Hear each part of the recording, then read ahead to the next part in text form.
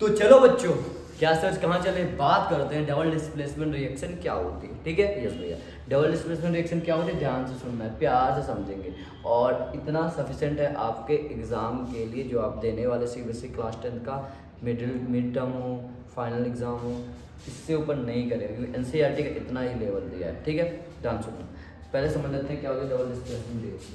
तो ये बोलती है व्हेन, क्या बोलती है भैया, व्हेन टू कंपाउंड्स, यस भैया, रिएक्ट करें, यस भैया, and exchange their ions to form two new compounds. अच्छा, ऐसी रिएक्शन जिसमें क्या हो भैया, क्या हो, ऐसी रिएक्शन जिसमें भैया दो कंपाउंड हों और वो क्या कर, दो कंपाउंड जब रिएक्शन कर तो अपने आयनों का एक्सचेंज कर लें, क्या कर लें, एक्सचेंज कर लें, एक दूसरे को अदला बदली कर लें अपने आयनों को। दो कंपाउंड रिएक्शन किया और अपने आयन का अदला बदली करके नया कंपाउंड, दो नए कंपाउंड बना दें, उसको बोलते हैं डबल डिस्प्लेसमेंट रिएक्शन कहते हैं। नहीं समझ में आया, समझते हैं। जैसे मैं हूँ, प्रिया है, और चिंटू है, और साक्षी है। मैं, प्रिया, चिंटू, साक्षी, ध्यान सुनना, ये मैं हो गया, ये प्रिया हो गई, मैं, चलो ठीक है, ये प्रिया हो गई, ठीक है भैया, ये चिंटू हो गया, ध्यान सुनना, ये चिंटू हो गया, और ये साक्षी हो गई, साक्षी हो गई, चार लोग हैं। हाँ भैया, चार लोग हैं, ठीक है। अब क्या बोला, देखो, मैं और प्रिया, चिंटू और साक्षी चले गए घूमने, और हम मिल गए एक होटल में। अब क्या हुआ भैया, प्रिया जो थी और जो टिंकू था, हम लोग अच्छे अच्छे दोस्त थे, ये भी दोस्त थी, हम दोनों भी दोस्त थे, लेकिन तो जो प्रिया थी, प्रिया को कौन अच्छा लग गया, प्रिया को कौन अच्छा लगा, चिंटू अच्छा लग गया, यस भैया, और जो मैं था, मुझे साक्षी अच्छी लग गई। प्रिया को चिंटू अच्छा लग गया, मुझे साक्षी अच्छा लग गई, तो गए तो हम दोनों साथ में थे, लेकिन एक दूसरे को अच्छे लग गए। और फिर हम जब वापस लौटे तो हमारा पेयर क्या बना, हमने एक दूसरे को चेंज कर लिया। तो मैं और कौन, मैं और साक्षी साथ में आए, मैं और साक्षी के बीच दोस्ती अच्छी हो गई, मैं और साक्षी, और उधर चिंटू और प्रिया के बीच दोस्ती अच्छी हो गई, चिंटू और प्रिया इसके बीच प्रिया। तो मतलब ये क्या समझ में आया भैया, हमने क्या किया, अदला बदली कर, क्या कर ली, अदला बदली, लेकिन कंपाउंड वैसे कंपाउंड दो ही कंपाउंड में, हम लोग जैसे दो गए थे, ये लोग भी आए थे, अब जा भी रहे हम दो, और ये भी लोग दो लोग जा रहे, लेकिन हमने क्या किया, अपने आयंस क्या कर लिए, एक्सचेंज कर लिए। क्लियर भैया। अब ये एनसीईआरटी में आपको पेज नंबर 11 में मिल जाएगा डीकंपोजिशन रिएक्शन, ध्यान सुनना। ए भी था, हाँ भैया, सी डी था, ए किसके पास चला गया, सी के पास, और डी जो था अपना बी के पास आ गया। बस सिंपल इतना लिखना है, इसको लिखो। फिर अब कुछ एग्जाम्पल दे जो कि आप एनसीईआरटी में दिया, एक्टिविटीज़ भी दी है, और जो मैं इसमें बताऊंगा ये आपको याद है, ठीक है।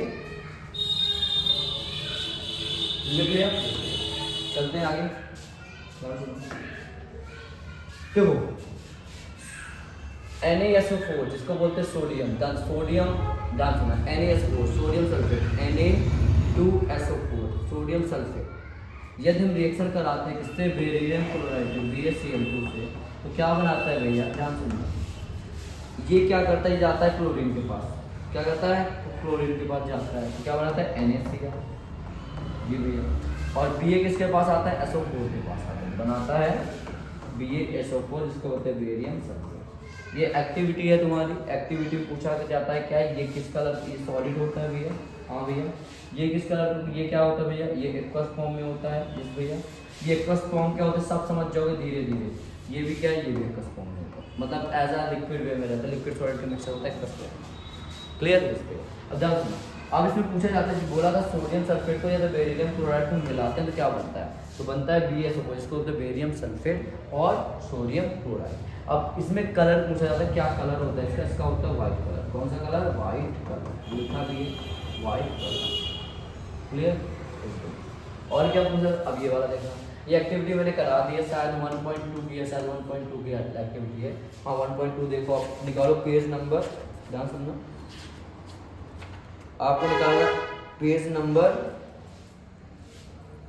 2 न्यू एनसीईआरटी जो इस साल के न्यू एनसीईआरटी, पेज नंबर 2 पे जाओ, गए भैया। अब इसमें देखना, इसमें एक्टिविटी में जो बोला है यही बोला कि लेड नाइट्रेट PbNO3 की रिएक्शन हम क्या KI पोटेशियम आयोडाइड से कराते हैं। किससे कराते हैं भैया? पोटेशियम आयोडाइड से हम किसकी रिएक्शन कराते हैं? लेड नाइट्रेट की। तो क्या बनता है भैया? बनता है भैया लेड आयोडाइड, जिसका फॉर्मूला क्या होता है भैया? PbI2। और क्या बनता है भैया? और बनता है अपना पोटेशियम नाइट्रेट, जिसका फॉर्मूला होता है KNO3।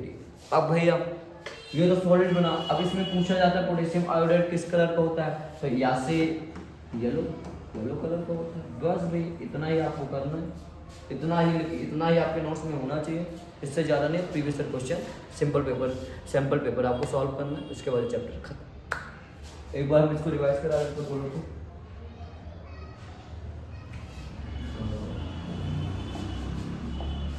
हाँ भाई, डिस्प्लेसमेंट रिएक्शन हमने लिखा है। डिस्प्लेसमेंट रिएक्शन क्या होती है समझा दिया गया, आप दोबारा वीडियो देख लोगे।